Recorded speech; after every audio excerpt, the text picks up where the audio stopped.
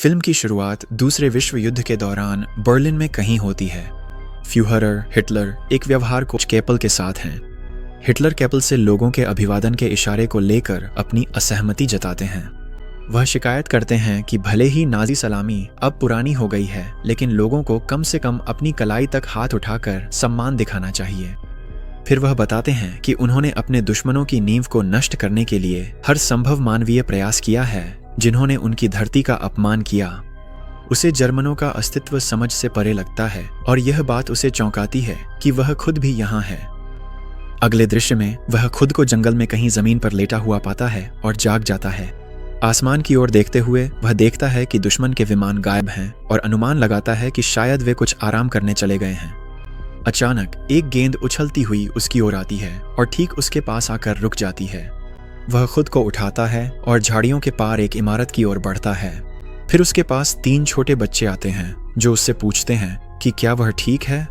Hitler उन्हें देखता है और सोचता है कि यही देश का भविष्य है। इसके बाद वह उनसे सड़क का रास्ता पूछता है। उसी समय एक रिपोर्टर फेबियन सवात्स्की बच्चों की कैमरे से फिल्मिंग कर रहा होता है। हिटलर स्क्रीन के दूर किनारे पर दिखाई देता है। वह अपनी सेना की टोपी उठाता है और खुद से कहता है कि उसे फ्यूहरर बंकर जाना चाहिए। हिटलर सड़क पर पहुंचता है और मोनोव्हील बाइक चलाते लोगों को देखकर हैरान रह जाता है। वह देखता है कि लोग उसे अपने कैमरों में कैद कर रहे हैं और कहता है कि मलबा तो चला गया, लेकिन लोग पागल हो गए हैं। फिर वह अपने हाथ से एक आधुनिक कार को महसूस करता है और खुद से सवाल करता है कि क्या वह कोमा में चला गया था और जीत को मिस कर दिया। वह महसूस करता है कि वह अपनी स्थिति के बारे में पूरी तरह से नहीं जानता और खुद को सतर्क करता है कि उसे और जानकारी इकट्ठा करनी चाहिए। फिर वह एक आदमी से चांसलरी का स्थान पूछता है, लेकिन वह व्यक्ति इसके बजाय उससे एक तस्वीर की मांग करता है।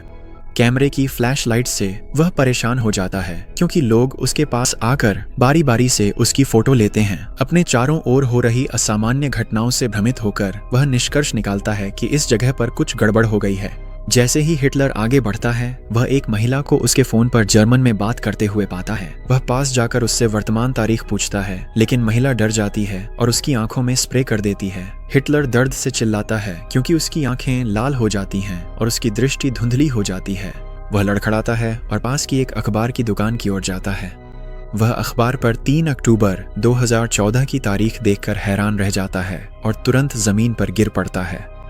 कहीं और एक टीवी स्टेशन के बॉस कार्नर श्री क्रिस्टोफ सेंसेनब्रिंक की उप प्रमुख के रूप में उत्कृष्ट कार्य के लिए प्रशंसा करते हैं। वह एक उच्चतर समाधान का प्रस्ताव रखते हैं